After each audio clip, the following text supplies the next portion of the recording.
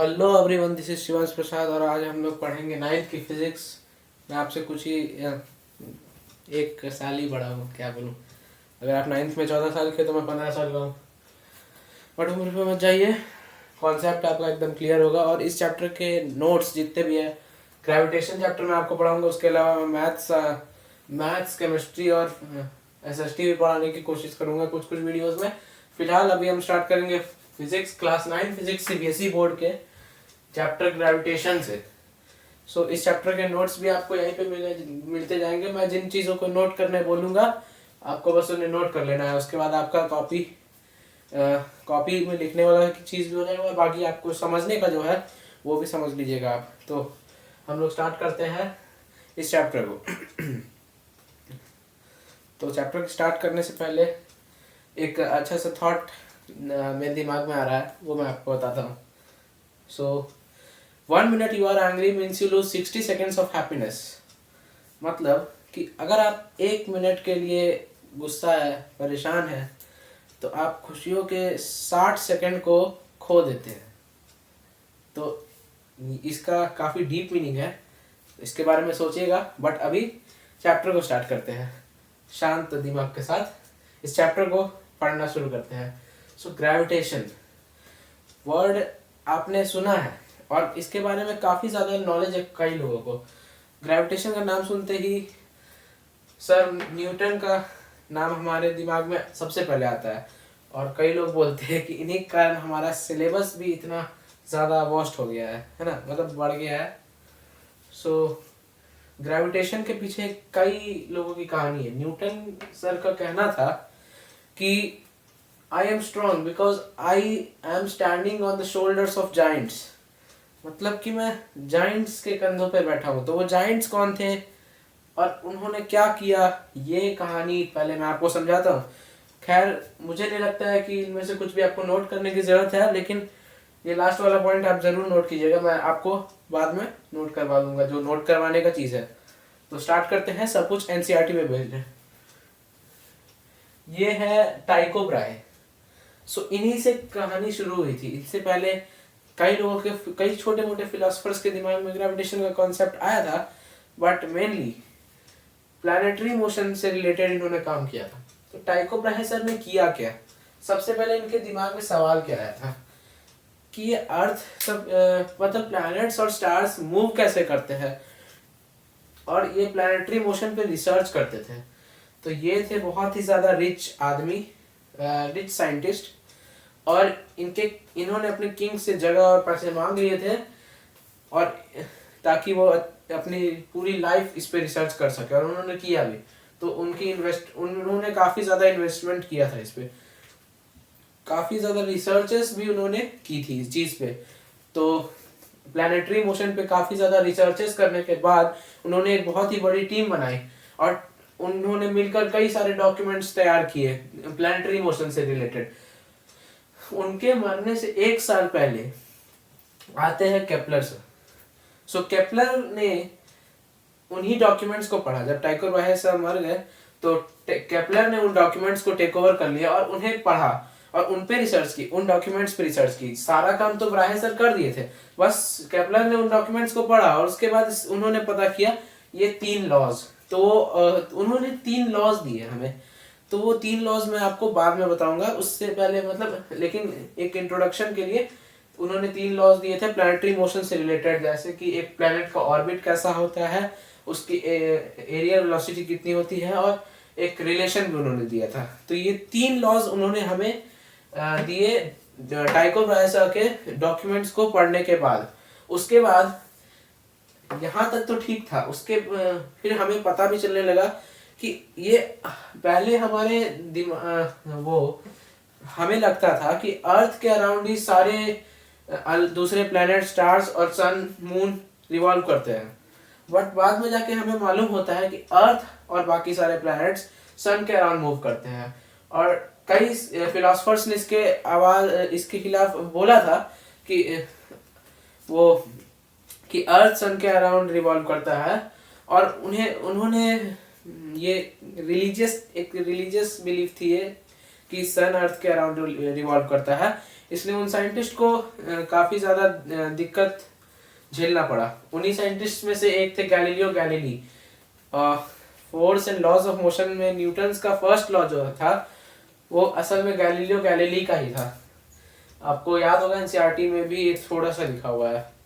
सो Galileo Galilei ने planetary motion पे भी काफ़ी ज़्यादा रिसर्चेस की थी और उन्होंने ही बताया था कि उन्होंने जुपिटर के मून्स को देखा था अपने टेलीस्कोप से। तब पता चला था कि चीज़ें राउंड ऑर्बिट में रिवॉल्व करती है। उसके बाद सर न्यूटन आते हैं जो सभी की रिसर्चेस को बस पढ़ते हैं और कंबाइन करके अपनी बात बताते हैं। सो उन्होंने बताया क्या, तो कहा जाता है कि न्यूटन सर के सामने एक एप्पल गिरता है, उनके पास एक एप्पल गिरता है और वो एप्पल जो है जब उनके पास गिरता है तो उनके दिमाग में एक सवाल आता है कि जिस तरह से एप्पल गिरता है, जैसे मैं ये पेन छोड़ता हूँ तो ये नीचे आ रहा है और कोई भी चीज़ हम छोड़ते हैं तो वो नीचे ही आती है, तो उसी तरह मून जो है अर्थ के काफ़ी करीब है, वो नीचे क्यों नहीं आ रहा है, वो अर्थ पे आके गिर क्यों नहीं रहा है, Why doesn't the moon fall? So आखिर ये मून अर्थ पे गिर क्यों नहीं रहा है, ये न्यूटन सर के दिमाग में आया कि एप्पल गिर जा रहा है तो मून क्यों नहीं गिर रहा है। तो उनके दिमाग में ये सवाल आता है। उन्होंने काफ़ी ज़्यादा रिसर्चेस की इस पे, इन सभी के बारे में पढ़ा और भी कई सारे फिलोसफर्स के कामों को पढ़ा उन्होंने, तब जाके उन्होंने अपनी बात बताई। तो पहले मैं ये आपको बताता हूँ, उन्होंने एक एक्सपेरिमेंट किया था, हाइपोथेसिस थी शायद वो एक, बट उन्होंने किया क्या था कि एक ऊंचे पहाड़ पे चढ़ जाइए, ठीक। एक ऊंचे पहाड़ पे चढ़ने के बाद उस ऊंचे पहाड़ से आप एक तोप को छोड़िए जो बहुत ज़्यादा पावरफुल हो, ठीक। आपको तोप के गोले को एक बहुत ज़्यादा हाई वेलोसिटी मिल जाएगी और वो उससे आगे बढ़ने लगेगा। तो आप जितनी ज़्यादा ऊंचाई से और पावर से फेंकिएगा, उतना ही वेलोसिटी से फेंकिएगा, उतना ही ज़्यादा दूर जाके वो तोप का गोला गिरेगा। और एक समय ऐसा आएगा जब उसके पास इतनी वेलोसिटी हो जाएगी और हाइट हो जाएगी कि वो गिरने की जगह अर्थ के अराउंड रिवॉल्व करने लगेगा। और यही थी न्यूटन की हाइपोथेसिस। उसके तो इसके पीछे क्या है, तो हम एक एक्सपेरिमेंट करते हैं, ठीक है। तो मेरा एक्सपेरिमेंट कुछ इससे रिलेटेड है। जैसे मेरे पास ये एक थ्रेड है और मेरे पास है एक मास, मतलब ये कोई भी ऑब्जेक्ट है जिसके पास मास है, ठीक। सो मैं इस थ्रेड को इसमें बांध देता हूँ पहले तो, ठीक। अब जब मैं इसे घुमाऊंगा तो देखिएगा क्या होगा। ये पहले मैं ऐसे, ये मान के चलिए मेरा हाथ अर्थ है और ये ऑब्जेक्ट मून है, ठीक। कंपैरेटिवली दोनों छोटे बड़े हैं, इससे कोई कंफ्यूजन नहीं होना चाहिए। तो जब हम लोग ऐसे छोड़ रहे हैं तो ये गिर जा रहा है, बट जब हम लोग इस ऑब्जेक्ट को एक वेलोसिटी दे देते हैं जैसे ये, तो अब ये नीचे नहीं आ रहा है, ये घूम रहा है और आप देखिएगा कि ये रस्सी घूमते समय पूरी स्ट्रेच हुई है। इसका मतलब ये ऑब्जेक्ट, ये मेरा हाथ अर्थ खींच रहा है मून को, तो उस हिसाब से तो इसको आ जाना चाहिए ना, मतलब सट के पास आ जाना चाहिए और कोलाइड कर जाना चाहिए, लेकिन होता क्यों नहीं है। तो इसके पीछे एक फोर्स रिस्पॉन्सिबल है, सेंट्रीपिटल फोर्स। सेंट्रीपिटल फोर्स का दूसरा नाम है सेंटर सीकिंग फोर्स। तो सेंटर सीकिंग फोर्स होता क्या है? सो बेसिकली सेंट्रीपिटल फोर्स असल में किसी भी ऑब्जेक्ट को उसके ऑर्बिट में बनाने के काम आता है। एक होता है सेंट्रीफ्यूगल फोर्स जो अंदर से बाहर की तरफ लगता है, जैसे आप दूध को फेंटते हैं बटर मिल्क बनाने के लिए, तो सेंट्रीफ्यूगल फोर्स के कारण ही दूध और फैट अलग हो जाता है, तो वाटर और फैट।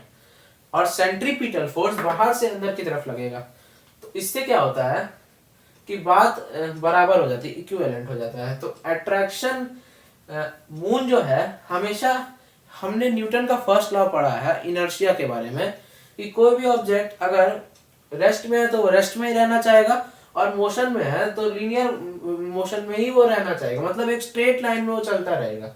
स्पेस में हमें फ्रिक्शन नहीं है, तो स्पेस में लगभग बिल्कुल भी फ्रिक्शन नहीं है, तो मून स्पेस में तो तैर रहा है। तो न्यूटन के फर्स्ट लॉ के हिसाब से लॉ ऑफ मोशन के हिसाब से मून को हमेशा एक स्ट्रेट लाइन में ही ट्रेवल करना चाहिए, लेकिन एक और उसका ऑर्बिट एक टेंजेंट की तरह होगा। तो टेंजेंट क्या होता है? एक ऐसी लाइन जो किसी सर्कल के सिर्फ एक पॉइंट पे टच करती है। ये देखिए, ये लाइन है, सिर्फ एक पॉइंट पे ये टच कर रही है, इसलिए एक टेंजेंट कहलाएगी। उसी तरह से मून की ऑर्बिट भी, अगर न्यूटन के फर्स्ट लॉ को देखा जाए तो मून की ऑर्बिट भी टेंजेंट ही है ना। मतलब मून की ऑर्बिट अर्थ के बस एक पॉइंट पे ही टच कर रही है, उसके बाद वो सीधी चली जाएगी। लेकिन ऐसा होता क्यों नहीं है? तो अर्थ की ग्रेविटी जो है, ये जो मून की ऑर्बिट है, यहाँ ये मून चल रहा है, वो यहाँ पहुंचा, उसके बाद अर्थ की ग्रेविटी जो है इसे यहाँ पुल कर लेगी, फिर ये यहाँ सीधा बढ़ रहा है, फिर अर्थ यहाँ पुल कर लेगी। ऐसे ही करके इसकी ऑर्बिट कुछ गोल हो जाती है, कुछ इस तरह से गोल हो जाती है। तो अर्थ मून को कंटिन्यूअसली पुल कर रहा है और इसीलिए मून दूर नहीं जा रहा है, और सेंट्रीपिटल फोर्स के कारण वो हमारे पास भी नहीं आ रहा है, अपने ऑर्बिट में हमेशा वो बना रहता है।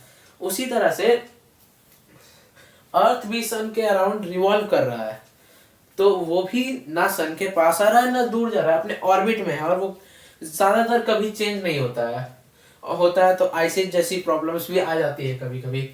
सो उसके बाद क्या है, यहाँ तक तो हमने समझ लिया कि ग्रेविटेशन की कहानी क्या थी, न्यूटन ने क्या बोला, और न्यूटन ने क्या एक्सपेरिमेंट करके ग्रेविटेशन के बारे में सोचा, हाइपोथेसिस क्या निकाली। तो और हमने ये भी देखा मून क्यों नहीं गिरता है, क्योंकि सेंट्रीपिटल, मून अर्थ पे क्यों नहीं गिरता है, क्योंकि सेंट्रीपिटल फोर्स बना के रखा है दोनों के बीच का। और अट्रैक्शन, और दूर क्यों नहीं जाता है? अट्रैक्शन। जैसे ये रस्सी जो थी, ये रस्सी अगर हम लोग तोड़ देते तो ये पार्ट निकल के दूर चला जाता। तो अट्रैक्शन जो है वो एक तरह का फोर्स ऑफ अट्रैक्शन ही तो है, ये टेंशन फोर्स है इसको कहेंगे। उसी तरह मून और अर्थ के बीच में भी एक फोर्स ऑफ अट्रैक्शन है, ये न्यूटन ने सोचा, और उन्होंने अर्थ मून को कंटिन्यूअसली पुल कर रहा है, उन्होंने ये भी बताया। उसके बाद अर्थ भी तो सन के अराउंड मूव कर रहा है, और पूरा सोलर सिस्टम के जितने भी प्लैनेट्स है, Mercury, Venus, Earth, Mars, Jupiter, Saturn, Uranus, Neptune, Pluto, planet X, जो भी जितने भी प्लैनेट है, सारे प्लैनेट सन के अराउंड ही मूव कर रहा है। किसी को 365 दिन लगते हैं, किसी को 20,000 साल भी लग जाते हैं। हमारा सन भी पूरे सोलर सिस्टम के साथ मिल्की वे गैलेक्सी के सेंटर में मौजूद एक सुपर मैसिव ब्लैक होल के अराउंड मूव कर रहा है, रिवॉल्व कर रहा है, जिसका नाम है सैजिटेरियस ए। सो जितना मैसिव ऑब्जेक्ट होगा उसकी ग्रेविटी भी, इससे हम लोग को पता क्या चल रहा है कि जितना मैसिव ऑब्जेक्ट होगा, मैसिव मतलब जिसके पास ज्यादा मास है, तो जितना मैसिव ऑब्जेक्ट होगा उसकी ग्रेविटेशनल फोर्स भी उतनी ज्यादा ही होगी। जैसे अर्थ का मास मून से ज्यादा है, तो मून अर्थ के अराउंड मूव कर रहा है। मून का मास अर्थ का मास सन से कम है, तो सन के अराउंड ही सारे प्लैनेट्स मूव कर रहा है, और सन का मास सैजिटेरियस ए ब्लैक होल से कम है, सो सन और पूरा सोलर सिस्टम उसके अराउंड मूव कर रहा है। सो इसी तरह से ज्यादा मास वाले ऑब्जेक्ट के पास ज्यादा सॉरी ग्रेविटेशनल फोर्स रहती है। सो अब हम लोग न्यूटन के पास वापस घूम के आते हैं। मून का केस तो हमने समझ लिया, चलिए मून तो ठीक है, मून नहीं गिर रहा है, हमने पता कर लिया किस लिए नहीं गिर रहा है। एप्पल क्यों नहीं? एप्पल जब गिरता है तो एप्पल के ऊपर एक फोर्स लग रहा है अर्थ के द्वारा, जिसको ग्रेविटेशनल फोर्स कहते हैं। सो एप्पल के ऊपर एक फोर्स लग रहा है अर्थ के द्वारा, ठीक, जिसको कहेंगे force by earth on Apple, ठीक। अर्थ एप्पल के ऊपर कुछ फोर्स लगा रहा है। अब वही न्यूटन सर के थर्ड लॉ पे आए, तो थर्ड लॉ के हिसाब से each and every action has an equal and opposite reaction. So force by earth on the apple is equal to force by apple on the earth. मतलब apple भी अर्थ पे उतना ही फोर्स लगाएगा, बस वो डायरेक्शन में अपोजिट होगा। मतलब ये अर्थ सरफेस है और ये एप्पल है, तो जो अर्थ एप्पल पे नीचे की तरफ फोर्स लगा रहा है, वही एप्पल अपनी तरफ भी अर्थ को खींचने की कोशिश कर रहा है। तो आखिर अर्थ को हम लोग क्यों नहीं देखते एप्पल की तरफ जाते हुए? ऐसा क्यों नहीं होता है? इसके लिए न्यूटन के सेकेंड लॉ को कंसिडर कर लेते हैं। क्या है?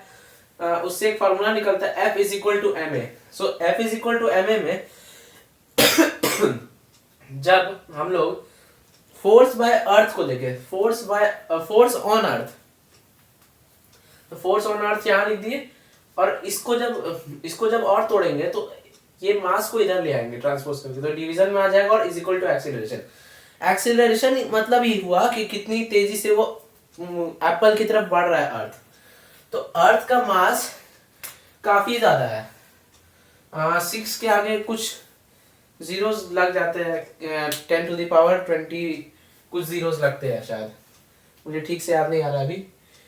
तो अर्थ का मास लेकिन एप्पल के कंपैरेटिवली बहुत ज्यादा है, बहुत ज्यादा है, मतलब लाखों गुना ज्यादा है। सो जब फोर्स ऑन अर्थ डिवाइड करेंगे मास बाय ऑफ अर्थ, तो जो एक्सीलरेशन प्रोड्यूस होगा वो नेग्लिजिबल होगा, मतलब ना के बराबर होगा। तो हम लोग को पता ही नहीं चलेगा, जबकि एप्पल का मास बहुत ज्यादा कम है। तो जब force applied on the apple by Earth को मास ऑफ द एप्पल से डिवाइड करेंगे तो एक्सीलरेशन नेग्लिजिबल ना आके कुछ ज्यादा आएगा। तो इससे पता चलेगा कि acceleration of the apple is greater than the acceleration on earth, और ये ग्रेटर कुछ ज्यादा ही ग्रेटर है, मतलब इतना सा ग्रेटर नहीं है, ये बहुत बड़ा ग्रेटर है। अर्थ का है ये एक्सेलरेशन जो है नेग्लिजिबल है, मतलब ना के बराबर। अर्थ का एक्सेलरेशन नेग्लिजिबल अमाउंट में है, जबकि एप्पल का एक्सेलरेशन दिखाई देने लायक है। तो इसलिए अर्थ एप्पल की तरफ आता तो है लेकिन कम आता है। अब एक क्वेश्चन और आता है क्या, कि इससे पहले एक बात और जान लेते हैं। क्या? कि व्हाट इज ग्रेविटेशनल फोर्स, आखिर ये ग्रेविटेशनल फोर्स है क्या? So gravitational force is the force of attraction between two objects. तो एक क्वेश्चन आप कॉपी में लिख लीजिए कि what is gravitational force, what is gravitational force.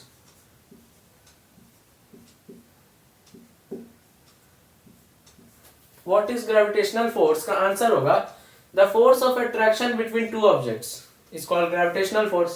So किसी भी दो ऑब्जेक्ट्स के बीच का अट्रैक्शन, फोर्स ऑफ अट्रैक्शन को ही ग्रेविटेशनल फोर्स कहेंगे। अच्छा, फोर्स क्या होता है सबसे पहले?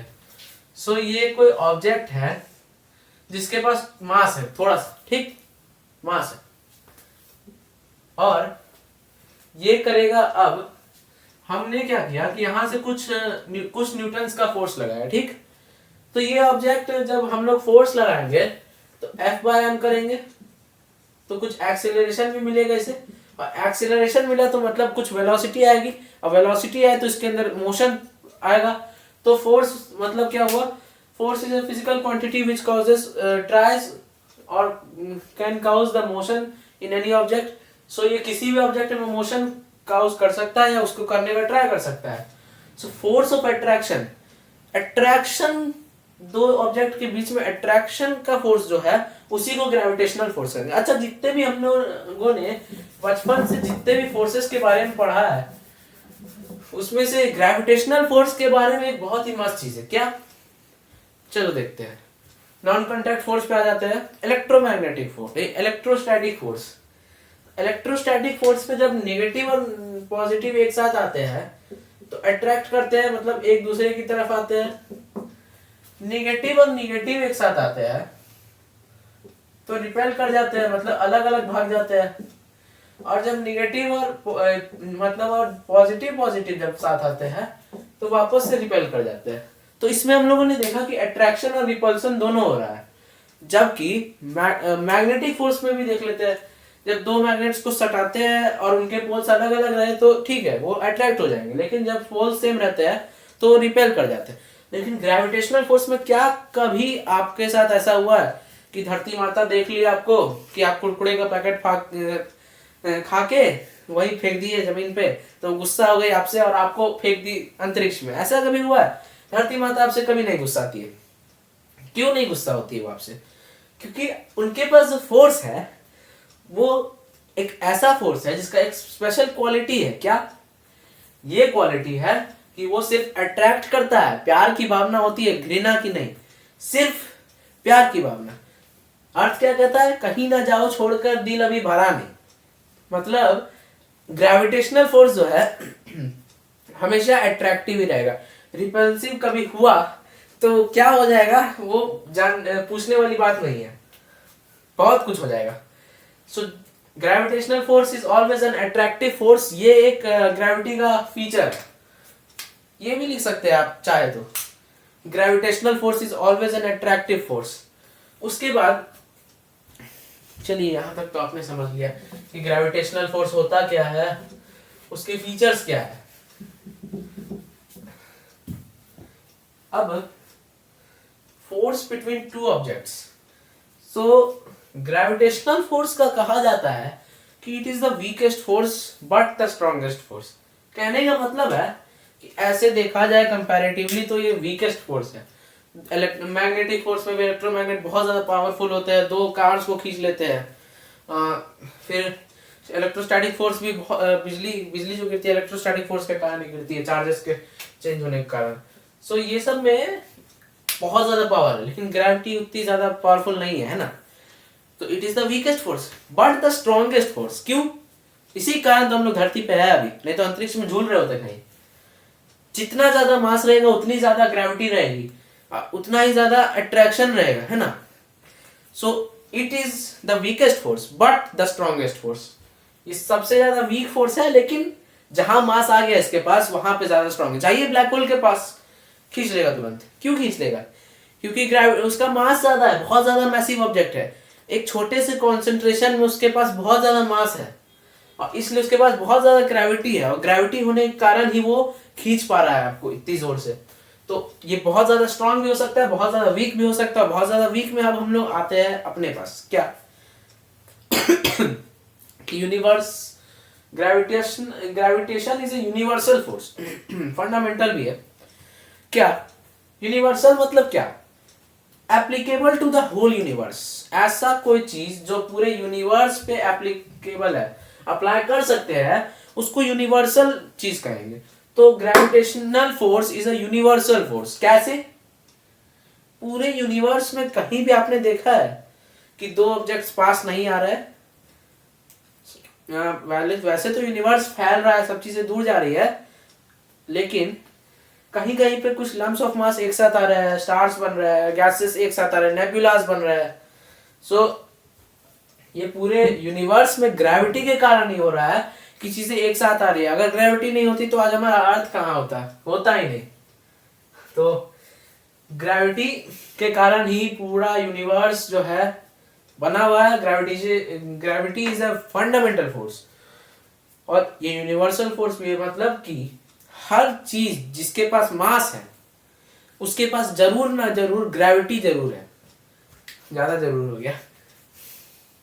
जिस भी ऑब्जेक्ट के पास मास है उसके पास थोड़ा सा ही सही ग्रेविटी है। तो ठीक है, मैंने मान लिया कि हाँ मेरे पास भी ग्रेविटी है और मेरे दोस्त रमेश के पास भी ग्रेविटी है। ठीक, सो ये है हम, ठीक, और ये है मेरा दोस्त। हम दोनों के पास ग्रेविटी है, ठीक। तो हम दोनों को एक दूसरे को अट्रैक्ट करना चाहिए ना।